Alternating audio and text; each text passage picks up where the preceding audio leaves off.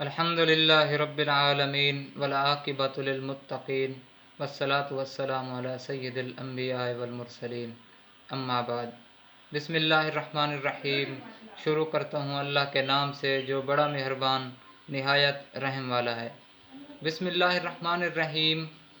یہ آیت اس بات پر اتفاق ہے تمام اہل اسلام کا کہ بسم اللہ الرحمن الرحیم سورۃ نمل کا جزو ہے، اور اس پر بھی اتفاق ہے کہ یہ آیت بسم اللہ الرحمن الرحیم ہر سورت کے شروع میں لکھی جاتی ہے۔ اس میں اختلاف ہے ائمہ مجتہدین کا کہ بسم اللہ الرحمن الرحیم سورۃ نمل کے علاوہ سورۃ فاتحہ یا دوسری تمام سورتوں کا جز ہے یا نہیں ہے۔ اس میں امام اعظم امام ابو حنیفہ رحمہ اللہ فرماتے ہیں کہ یہ سورۃ نمل کے سوا باقی کسی بھی صورت کا جز نہیں ہے، بلکہ یہ ایک مستقل آیت ہے جو دو صورتوں کے درمیان فصل اور امتیاز کرنے کے لیے نازل ہوئی۔ تلاوت قرآن اور ہر کام کو شروع کرنے سے پہلے بسم اللہ الرحمن الرحیم پڑھنی چاہیے۔ در حقیقت یہ رسم جاہلیت تھی۔ زمانہ جاہلیت میں لوگ ہر کام کو شروع کرنے سے پہلے بسم اللہ الرحمن الرحیم کی بجائے اللہ کا نام لینے کی بجائے وہ بتوں کا نام لیتے تھے۔ جو بھی جس بت کا عقیدت مند ہوا کرتا تھا اسی بت کا نام لے کر کام کو شروع کرتا تھا۔ تو جبریل امین نبی کریم صلی اللہ علیہ وسلم کے پاس تشریف لائے اور حکم ہوا کہ اللہ کے نام کے ساتھ قرآن کو شروع کیجیے۔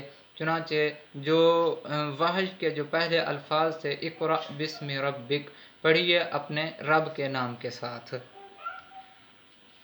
علامہ سیوطی رحمہ اللہ نے فرمایا کہ قرآن کریم کے سوا باقی کتب سماویہ بھی بسم اللہ الرحمن الرحیم کے ساتھ شروع ہوئیں، اور دیگر چند علماء نے فرمایا کہ بسم اللہ الرحمن الرحیم یہ صرف قرآن اور امت محمدیہ کی خصوصیت ہے۔ ان دونوں قولوں کے درمیان جو تطبیق ہے وہ تفسیر قرطبی میں لکھی گئی ہے کہ ہاں بھی جو علامہ سیوطی نے فرمایا کہ بسم اللہ کے ساتھ شروع ہوا یعنی اللہ کے نام کے ساتھ شروع ہوئیں، اس میں تو کوئی شک نہیں کہ اس پر تمام کا اتفاق ہے کہ کتب سماویہ ساری ہی بسم اللہ کے نام کے ساتھ شروع ہوئیں، لیکن یہ جو الفاظ ہیں بسم اللہ الرحمن الرحیم یہ الفاظ قرآن اور امت محمدیہ کے لیے خصوصیت ہیں۔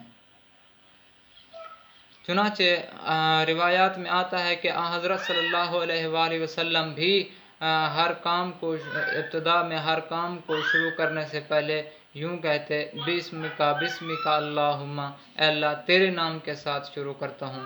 جب یہ آیت نازل ہوئی بسم اللہ الرحمن الرحیم تو انہی الفاظ کو جاری فرمایا، اور پھر ہر کام کو شروع کرنے سے پہلے بسم اللہ الرحمن الرحیم پڑھا کرتے تھے، اور یہ آخر تک یہی پڑھا کرتے تھے۔ قرآن کریم میں جا بجا اس کی ہدایت ہے کہ ہر کام کو اللہ کے نام کے ساتھ شروع کیا جائے، اور رسول کریم صلی اللہ علیہ وآلہ وسلم نے فرمایا ہر وہ کام جو بسم اللہ الرحمن الرحیم کے ساتھ شروع نہ کیا جائے وہ بے برکت ہے، اس میں کوئی برکت نہیں ہوگی۔ ایک حدیث میں ارشاد فرمایا کہ گھر کا دروازہ بند کرو تو بسم اللہ الرحمن الرحیم پڑھو، چراغ گل کرو تو بسم اللہ الرحمن الرحیم پڑھو، برتن ڈھکو تو بسم اللہ کہو، کھانا کھانے، پانی پینے، وضو کرنے، سواری پر سوار ہونے یا سواری سے اترتے وقت بسم اللہ پڑھنے کی ہدایات قرآن و حدیث میں بار بار آئی ہیں۔ بسم اللہ الرحمن الرحیم سے ہر کام کو شروع کرنے کی حکمت کیا ہے بھائی؟ اسلام نے ہر کام کو اللہ کے نام سے شروع کرنے کی ہدایت دے کر انسان کی پوری زندگی کا رخ ہی بدل دیا ہے۔ وہ اس طرح کہ جب انسان ہر کام کو شروع کرنے سے پہلے قدم قدم پر اس حلف وفاداری کی تجدید کرتا رہے کہ میرا وجود اور میرا کوئی کام بغیر اللہ تعالیٰ کی مشیت و ارادے کے اور اس کی امداد کے نہیں ہو سکتا، جس نے اس کی ہر نقل و حرکت اور تمام معاشی اور دنیاوی کاموں کو بھی عبادت بنا دیا۔ عمل کتنا مختصر ہے کہ اس میں نہ کوئی وقت خرچ ہوتا ہے، نہ کوئی زیادہ محنت ہے، مشقت ہے۔ بسم اللہ الرحمن الرحیم یہ چند الفاظ ہیں، اور یہ ایک ایسا کیمیائی نسخہ ہے اور بہت ہی بڑا عمل ہے کہ دنیا بھی دین بن گئی، جو کام کر رہا ہے وہ عبادت لکھا جائے گا۔ سبحان اللہ، فللہ الحمد علی دین الاسلام و تعلیماتہ۔ اس میں ایک مسئلہ جان لیں کہ قرآن کی تلاوت شروع کرنے سے پہلے اعوذ باللہ من الشیطان الرجیم اور پھر بسم اللہ الرحمن الرحیم پڑھنا سنت ہے، اور درمیان تلاوت بھی سورۃ برات کے علاوہ ہر سورت کے شروع میں بسم اللہ الرحمن الرحیم پڑھنا سنت ہے۔ اب دیکھیں جی، بسم اللہ الرحمن الرحیم کی تفسیر کیا ہے؟ بسم اللہ، بسم اللہ یہ 3 الفاظ سے مرکب ہے، اس میں 3 لفظ ہیں، ایک با ہے، ایک اسم ہے، ایک لفظ اللہ ہے۔ اس میں جو با ہے، حرف با، عربی زبان میں اس کے متعدد معانی ہیں، لیکن اس مقام پر 3 معانی ہیں جو ان میں سے کوئی بھی معنی لیا جا سکتا ہے۔ اور تو 3 معنی کون سے ہیں؟ اول مصاحبت ہے، یعنی ایک چیز کا دوسری چیز سے متصل ہو جانا، مل جانا، اور دوسرا استعانت ہے، یعنی کسی چیز سے مدد حاصل کرنا، اور تیسرا تبرک، یعنی کسی چیز سے برکت حاصل کرنا۔ لفظ اس میں لغوی اور نحوی لحاظ سے کئی اصطلاحیں موجود ہیں جن کا جاننا عوام کے لیے اتنا ضروری نہیں، اتنا سمجھ لینا کافی ہے کہ اسم کا اردو ترجمہ نام ہے۔ لفظ اللہ، اللہ تعالیٰ کے ناموں میں سب سے بڑا اور سب سے زیادہ جامع نام ہے، اور بعض علماء نے اس کو اسم اعظم لکھا ہے، اور یہ نام اللہ کے سوا کسی دوسرے کا نہیں ہو سکتا، اس لیے اس لفظ کا تثنیہ اور جمع بھی نہیں آتا، کیونکہ اللہ تعالیٰ واحد ہے، لا شریک ہے، اللہ تعالیٰ کا کوئی شریک نہیں، کوئی ثانی نہیں، اس لیے لفظ اللہ اللہ کا نام ہے اس موجود حق کا جو تمام صفات کمال کا جامع اور صفات ربوبیت کے ساتھ متصف ہے، یکتا اور بے مثال ہے۔ اس لیے کلمہ بسم اللہ کے معنی حرف با کے مذکورہ 3 معنی کی ترتیب سے یہ ہوئے۔ بسم اللہ، اگر ہم اس میں اپنا مصاحبت والا معنی مراد لیں تو معنی ہوگا اللہ کے نام کے ساتھ، اور اگر اسے ہم استعانت والا معنی مراد لیں تو اللہ تعالیٰ کے نام کی مدد سے، اور اگر ہم اسے اللہ کے تبرک والا معنی مراد لیں تو اس کا معنی ہوگا اللہ کے نام کی برکت سے۔ لیکن تینوں صورتوں میں یہ ظاہر ہے کہ یہ کلام نامکمل ہے۔ اللہ تعالیٰ کے نام سے، اللہ تعالیٰ کے نام کے ساتھ، اللہ تعالیٰ کے نام کے مدد سے، اللہ تعالیٰ کے نام کی برکت سے، کیا بھائی اللہ تعالیٰ کے نام کے ساتھ کیا، اللہ تعالیٰ کے نام کی برکت سے کے ساتھ کیا؟ تو یہ ایک نامکمل کلام ہے، جب تک اس کام کا ذکر نہ کیا جائے اللہ کے نام کے ساتھ، یہ اس کے نام کی برکت سے کرنا مقصود ہے۔ اس لیے نحوی قاعدے کے مطابق یہاں کوئی فعل مناسب مقام محذوف ہوتا ہے، یعنی جو کام ہم کر رہے ہیں اس کام کا جو فعل ہے وہ ایک محذوف ہوتا ہے۔ مثلا شروع کرتا ہوں، ابتدئ، شروع کرتا ہوں میں کسی کام کو، کوئی کام کر رہا ہے، بسم اللہ پڑھا، تو اس میں ابتدئ خود بخود اسی مقام کے مناسب محذوف مانا جائے گا، اور مانا ہوگا کہ اس کام کو شروع کرتا ہوں۔ یا جیسے کوئی کتاب پڑھ رہا ہے، اقرأ، پڑھنا شروع کرتا ہوں، تو کوئی نہ کوئی فعل اس میں محذوف ہوگا۔ اور مناسب یہ ہے کہ فعل بھی اسم اللہ، اللہ کے نام کے ساتھ بسم اللہ کے بعد لایا جائے۔ اچھا جی، آگے ہے الرحمن الرحیم۔ الرحمن الرحیم، بسم اللہ الرحمن الرحیم، بسم اللہ کے معنی ہو گئے الرحمن الرحیم۔ الرحمن الرحیم یہ دونوں اللہ تعالیٰ کی صفات ہیں۔ رحمان کا معنی ہے عام الرحمت، اور رحیم کا معنی ہے تام الرحمت، مکمل رحمت۔ عام الرحمت سے مطلب یہ ہے کہ وہ ذات جس کی رحمت سارے عالم، ساری کائنات اور جو کچھ اب تک پیدا ہوا ہے یا جو کچھ پیدا ہوگا اس پر حاوی اور شامل ہو، اور تام الرحمت کا مطلب یہ ہے کہ اس کی رحمت کامل اور مکمل ہو۔ یہی وجہ ہے کہ لفظ رحمان اللہ جل شانہ کے ساتھ خاص ہے، اور یہ اس کا بھی لفظ اللہ کی طرح کوئی تثنیہ یا جمع نہیں آتے، یہ لفظ واحد ہے اور اللہ تعالیٰ کے ساتھ خاص ہے، لہٰذا کسی مخلوق کو رحمان کہنا جائز نہیں، کیونکہ اللہ تعالیٰ کے سوا کوئی بھی ایسا نہیں ہو سکتا جس کی رحمت سے عالم کی کوئی چیز خالی نہ رہے۔ یہ صرف اللہ تعالیٰ ہی کی ذات ہے جو پورے عالم میں جتنے بھی 18,000 مخلوقات ہیں، کئی عالم ہیں، عالم جمادات ہے، عالم نباتات ہے، کئی ایک عالم ہیں، ہر عالم کی ہر مخلوق ہر فرد پر اللہ تعالیٰ کی رحمت حاوی ہو، شامل ہو، یہ اللہ تعالیٰ کے ساتھ خاص ہے، اللہ تعالیٰ کے علاوہ کوئی اور نہیں ہو سکتا۔ تو اس پر ایک مسئلہ بھی سمجھ لیں، وہ مسئلہ یہ ہے کہ جیسے لفظ ہے عبد الرحمن، فضل الرحمن، عطاء الرحمن، اس طرح کے جو نام ہیں اس کی تخفیف کر کے لوگ صرف رحمان کہتے ہیں، ایسا کہنا بالکل جائز نہیں ہے اور بلکہ گناہ ہے، ایسے اس سے بچنا چاہیے۔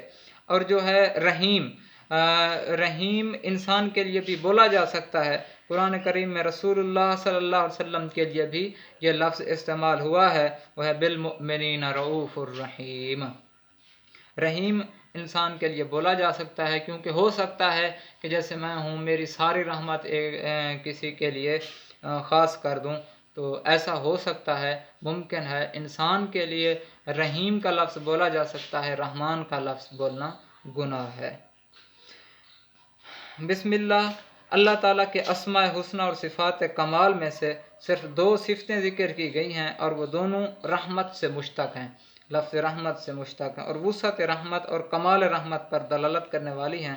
اس میں اشارہ اس بات کی طرف ہے کہ تخلیق عالم اور آسمان و زمین اور تمام کائنات کے پیدا کرنے اور ان کو پالنے وغیرہ کا منشا اللہ تعالیٰ کی صفت رحمت ہے، نہ اس کو ان چیزوں کی خود کوئی ضرورت تھی، نہ کوئی دوسرا ان چیزوں کے پیدا کرنے پر مجبور کرنے والا تھا اللہ تعالیٰ کو، صرف اللہ تعالیٰ کی رحمت کا تقاضا تھا۔ اللہ تعالیٰ نے اپنی رحمت کے ساتھ یہ مخلوقات پیدا کی، ہمیں پیدا کیا، ہماری انسانوں کی خدمت کے لیے اتنی ساری مخلوقات پیدا کی، یہ صرف اللہ تعالیٰ کی رحمت ہے۔ ہر کام کو ہم شروع کرنے سے پہلے بسم اللہ الرحمن الرحیم پڑھتے ہیں، تو اس سے ہم اس بات کی تجدید کرتے ہیں کہ بار بار ہم اس بات کی تجدید کرتے ہیں کہ ہر چیز کو پیدا کرنے والی اللہ کی ذات ہے، اور ان تمام چیزوں کی اللہ کو کوئی ضرورت نہیں تھی اور نہ ہی اللہ تعالیٰ کو کوئی اس کام پر مجبور کرنے والا تھا کہ بھی ان چیزوں کو پیدا کرو۔ اچھا جی، اس کے کچھ احکام و مسائل ہیں، وہ بھی توجہ کے ساتھ سماعت فرمائیں۔ مسئلہ تعوذ، تعوذ کے معنی ہم پڑھتے ہیں اعوذ باللہ من الشیطان الرجیم، پڑھنا۔ قرآن کریم میں ارشاد ہے فَإِذَا قَرَأْتَ الْقُرْآنَ فَاسْتَعِذْ بِاللَّهِ مِنَ الشَّيْطَانِ الرَّجِيمِ، یعنی جب تم قرآن کی تلاوت کرو تو اللہ سے پناہ مانگو شیطان مردود کے شر سے۔ قراءت قرآن سے پہلے تعوذ پڑھنا باجماع امت سنت ہے، خواہ تلاوت نماز کے اندر ہو یا نماز سے باہر ہو۔ بسم اللہ پڑھی جائے، تعوذ مسنون نہیں۔ قراءت قرآن سے پہلے تعوذ پڑھنا باجماع امت سنت ہے، خواہ تلاوت نماز کے اندر ہو یا نماز کے باہر ہو۔ تعوذ پڑھنا تلاوت قرآن کے ساتھ مخصوص ہے، باقی ہم جو دوسرے کام کرنے والے ہیں اس میں اعوذ باللہ من الشیطان الرجیم پڑھنا ضروری نہیں ہے۔ جب بھی قرآن کی تلاوت شروع کر رہا ہے اس سے پہلے اعوذ باللہ من الشیطان الرجیم بسم اللہ الرحمن الرحیم پڑھنا سنت ہے۔ جب قرآن شریف کی تلاوت کی جائے اس وقت اعوذ باللہ اور بسم اللہ دونوں پڑھی جائیں۔ جب قرآن پاک کی تلاوت شروع کی جائے اس وقت اعوذ باللہ اور بسم اللہ دونوں پڑھی جائیں۔ درمیان تلاوت میں جب ایک سورت ختم ہو کر دوسری سورت شروع ہو رہی ہو تو اس وقت بسم اللہ الرحمن الرحیم پڑھنی ہے، اور تعوذ یعنی اعوذ باللہ من الشیطان الرجیم نہیں پڑھنی۔ بسم اللہ الرحمن الرحیم قرآن مجید میں سورۃ نمل میں آیت کا جز ہے اور ہر 2 سورتوں کے درمیان مستقل آیت ہے، اس لیے اس کا احترام قرآن مجید کی طرح واجب ہے۔ اور جب ناپاک ہو حالت جنابت میں یا حیض و نفاس میں بسم اللہ الرحمن الرحیم جہاں لکھی ہوئی ہو اس پر ہاتھ لگانا بھی ناجائز ہے، گناہ ہے ہاتھ لگانا، اور تلاوت کی نیت سے، تلاوت قرآن کی نیت سے بسم اللہ الرحمن الرحیم پڑھنا بھی گناہ ہے، نہیں پڑھنا چاہیے حالت جنابت میں، یعنی جب انسان ناپاک ہوتا ہے تب۔ ہاں البتہ دوسرے کام ہم شروع کرتے ہیں کھانا کھاتے وقت یا پانی پیتے وقت بنیت دعا پڑھنا جائز ہے۔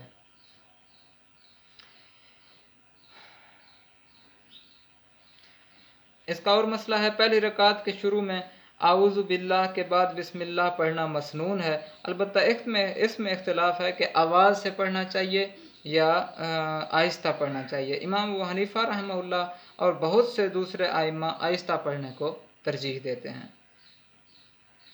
پہلی رکعت کے بعد دوسری رکعتوں میں بھی بسم اللہ الرحمن الرحیم پڑھنا چاہیے، اس کے مسنون ہونے پر سب کا اتفاق ہے، اور بعض روایت میں ہر رکعت کے شروع میں بسم اللہ پڑھنے کا واجب بھی کہا گیا ہے۔ بس یہ آج کی ویڈیو اتنا ہوئی، بسم اللہ الرحمن الرحیم کے اوپر تھوڑی سی تفسیر لکھی ہے۔ اللہ تعالیٰ اس کو قبول فرمائے، اور اللہ تعالیٰ طرفین کو اس پر عمل کرنے کی توفیق نصیب فرمائے، مجھے بھی اللہ تعالیٰ اس پر عمل کرنے کی توفیق عطا فرمائے، آپ کو بھی اللہ تعالیٰ اس پر عمل کرنے کی توفیق عطا فرمائے۔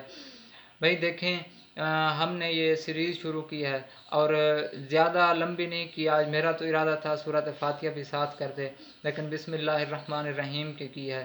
انشاءاللہ اللہ تعالیٰ اس کو قبول کرے، آگے آپ کا رسپانس اچھا رہا تو ہم انشاءاللہ آگے زیادہ بھی کریں گے، ہر روز کریں گے، وگرنہ ہر ہفتے میں ایک بار اس قرآن مجید کی تفسیر پر ایک ویڈیو آئے گی انشاءاللہ بھی، زیادہ نہیں ہوگی، 10 منٹ 15 منٹ کی ہوگی۔ آپ اس کو مکمل دیکھا کریں تاکہ آپ کو بھی فائدہ ہو اور مجھے بھی فائدہ ہو۔ انشاءاللہ آپ کو قرآن کی ویڈیو ہے یہ تو یقیناً پسند آئی ہوگی، قرآن مجید کی تفسیر ہے، بسم اللہ الرحمن الرحیم کی تفسیر ہے، یقیناً آپ کو پسند آئی ہوگی۔ لائک کریں، کامنٹ کریں اور دوستوں کے ساتھ شیئر کریں تاکہ وہ بھی اس سے مفید ہوں۔ جزاکم اللہ خیر، احسن الجزا۔ ملتے ہیں اگلی کسی ویڈیو میں، تب تک کے لیے اللہ حافظ۔